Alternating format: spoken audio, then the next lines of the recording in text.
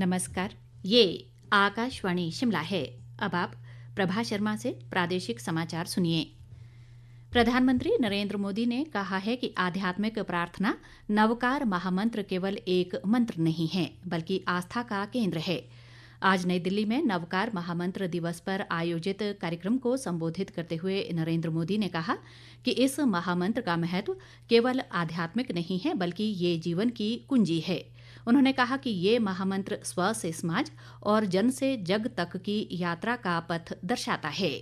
नवकार महामंत्र कहता है, स्वयं पर विश्वास करो, स्वयं की यात्रा शुरू करो। दुश्मन बाहर नहीं है, दुश्मन भीतर है।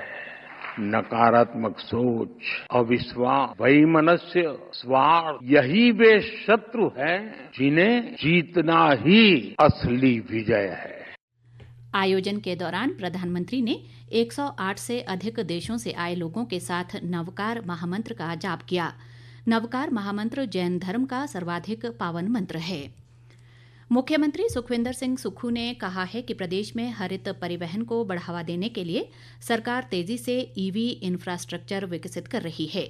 उन्होंने कहा कि इस कार्य के लिए अभी तक प्रदेश में 6 ग्रीन कॉरिडोर विकसित किए जा चुके हैं, ताकि इलेक्ट्रिक वाहनों की सुचारू आवाजाही सुनिश्चित की जा सके।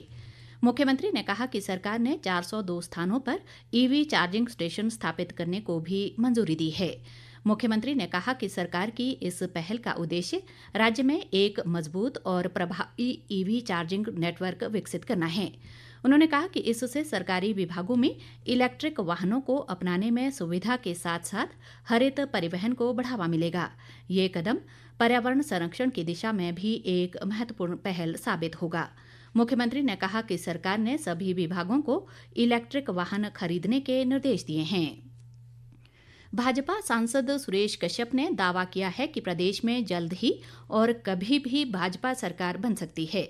सुरेश कश्यप ने आज शिमला शहरी विधानसभा क्षेत्र के वरिष्ठ और सक्रिय कार्यकर्ताओं के सम्मेलन को संबोधित करते हुए कहा कि प्रदेश की जनता सुक्खू सरकार की नीतियों से तंग आ चुकी है। उन्होंने आरोप लगाया कि कांग्रेस सरकार राज्य को कर्ज के दलदल में धकेल रही है।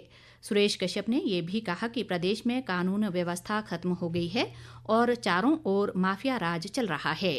हिमाचल प्रदेश में ये तय है कि बहुत जल्दी और कभी भी मैं कह सकता हूँ कि फिर से भारतीय जनता पार्टी विराजमान होगी, क्योंकि वर्तमान सरकार जो कि इस प्रदेश को कर्ज में डुबोने में लगातार पूरी तरह से जुटी हुई है। 1 लाख करोड़ से ज्यादा का जिन्होंने ऋण ले लिया है और विकास के मामले में कोई एक नई ईंट भी ये सरकार लगाने में नाकामयाब रही है। बड़े बड़े अधिकारी जो है, यहाँ तक कि विमल नेगी जैसे एक इंजीनियर सुसाइड करने के ऊपर यहाँ तक की नौबत आ गई। ऐसी स्थिति आज प्रदेश में है।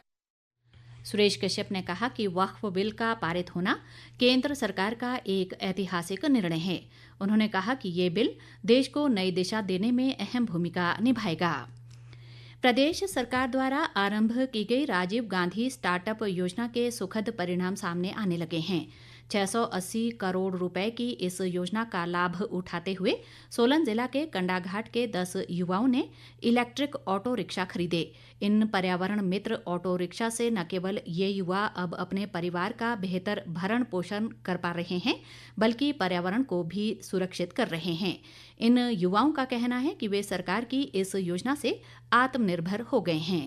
पुनीत शर्मा कंडाहाट से इस समय मेरे समेत 10 युवा ई रिक्शा यहाँ चला रहे हैं, जिससे कि लोगों को बहुत ही सुविधा प्रोवाइड हो रही है। इससे हमारे प्रदूषण में भी बहुत फर्क पड़ रहा है, जिसके लिए हम इनके बहुत बहुत आभारी हैं। हमारे युवाओं को एक एम्प्लॉयमेंट का रोशनी मिली है और इसमें हम ये चाहेंगे कि और से और बाकी जगह में भी ये दिए जाएं, ताकि युवाओं को बेरोजगारी से राहत मिल सके। मैं आर्यन विलेज श्रीनगर तहसील कंडाघाट से मुख्यमंत्री श्री सुखविंदर सिंह सुक्खू जी का धन्यवाद करता हूँ कि उन्होंने मेरे को ये अवसर प्रदान करा कि मैं इस ऑटो के द्वारा अपने पूरे परिवार का पालन पोषण कर पा रहा हूँ। शिमला जिला में एकीकृत बागवानी विकास मिशन के तहत वर्ष 2025-26 के लिए 64 करोड़ 90 लाख रुपए के एक्शन प्लान को मंजूरी दी गई है। ये मंजूरी आज शिमला में जिला मिशन समिति की बैठक में दी गई। बैठक की अध्यक्षता उपायुक्त अनुपम कश्यप ने की।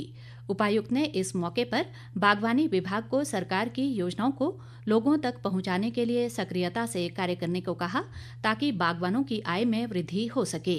इसी के साथ ये समाचार बुलेटिन समाप्त हुआ। हमारा अगला बुलेटिन आप सुन सकते हैं शाम 7:45 पर। नमस्कार।